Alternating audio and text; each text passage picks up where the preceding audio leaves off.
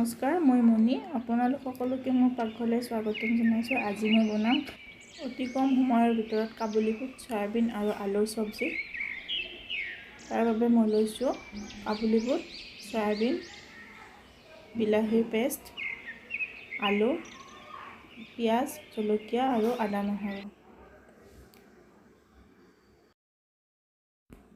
প্ৰথমতে মই পেন এখন গৰম হ'বলৈ দিছোঁ। তাত দিছোঁ অকণমান তেল, অকণমান নিমখ, অকণমান হালধি। এইখিনি ভালদৰে মিহলাই লৈছোঁ। এতিয়া মই দিছোঁ চয়াবিনখিনি। এইখিনি ভালদৰে মিহলাই অকণমান সময় ভাজিম। অকণমান সময় ভজাৰ পিছত যেতিয়া ৰংটো সলনি হৈ যায়, তেতিয়া এইখিনি মই প্লেট এখনত উলিয়াই ল'ম। আজি মই চব্জিখন কুকাৰত বনাম।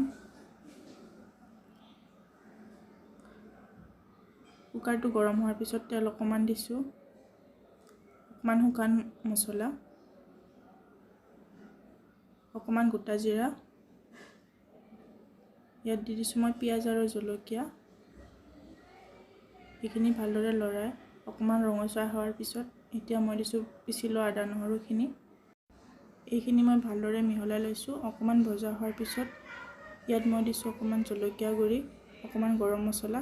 এইখিনি ভালদৰে মিহলাই অকণমান হালধি, তাৰপিছত মই দি দিছোঁ বিলাহী পেষ্টটো। এইখিনি ভালদৰে লৰাই অকণমান সময় ভাজিম। মছলাখিনি প্ৰায় শুকাই গৈছে।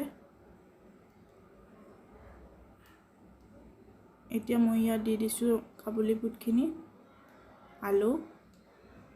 এইখিনি ভালদৰে মিহলাই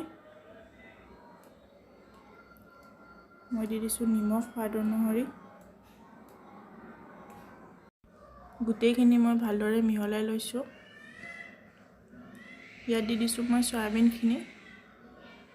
পুনৰবাৰ ভালদৰে মিহলাই লৈছোঁ। এতিয়া এইখিনি মই 2-3 মিনিট সময় ফ্ৰাই কৰি ল'ম।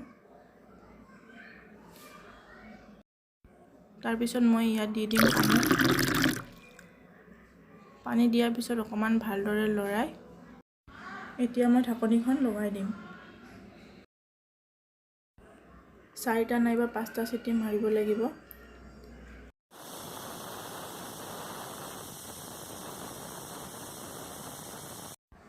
চিটি মৰাৰ 10 মিনিট পিছত মই ঢাকনিখন খুলিছোঁ।